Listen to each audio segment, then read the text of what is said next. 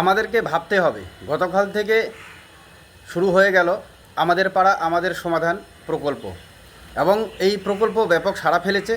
এবং আমরা দেখলাম যে স্থানীয় জনপ্রতিনিধিরা এবং জেলা শাসক, স্থানীয় বড় বড় নেতা নেতৃবৃন্দরা, তারা সকলেই কিন্তু উপস্থিত থেকে এবং জনসাধারণকে বুঝিয়ে দিলেন যে কেমন করে এই প্রকল্পে আবেদন করতে হবে, কেমন করে আপনাদের উন্নয়ন হবে, এবং আপনাদের উন্নয়ন আপনাদেরকেই কথা বলতে লাগবে।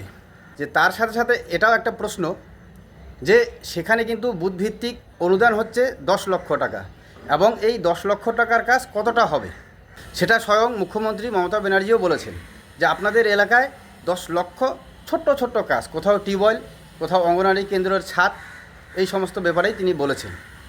এবং তিনি কড়া হুঁশিয়ারিও দিয়েছেন যে সামনে পুজো, কোনো রকম যেন এই প্রকল্পে ঢিলেমি না হয়, এবং স্থানীয় জনপ্রতিনিধিদের তাদেরও কিন্তু উপস্থিত থেকে দেখতে বলেছেন, সহযোগিতা করতে বলেছেন।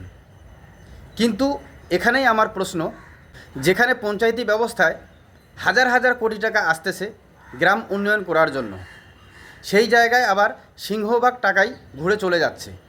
সেই জায়গায় মুখ্যমন্ত্রী কড়া পদক্ষেপ নেওয়ার হুঁশিয়ারি দিলেও আজ পর্যন্ত আমরা দেখি নাই যে এত টাকা কেন চলে গেল, কার গাফিলতিতে চলে গেল।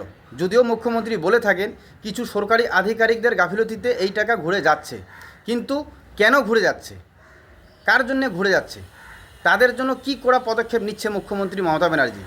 কারণ পঞ্চায়েতি ব্যবস্থায় যে টাকা আসে সেই টাকার অনুমান যদি আপনারা দেখেন তো অনেকটা, বুথভিত্তিক ম্যাক্সিমাম হলো 30-35 লক্ষ টাকার বেশিও হতে পারে, আবার 30 লক্ষ টাকার কম কখনোই হবে না। তো এত বিপুল পরিমাণ টাকা উন্নয়নের জন্য আসলেও সেই টাকা ঘুরে কেন যাচ্ছে, এটা হচ্ছে সবথেকে বড় প্রশ্ন।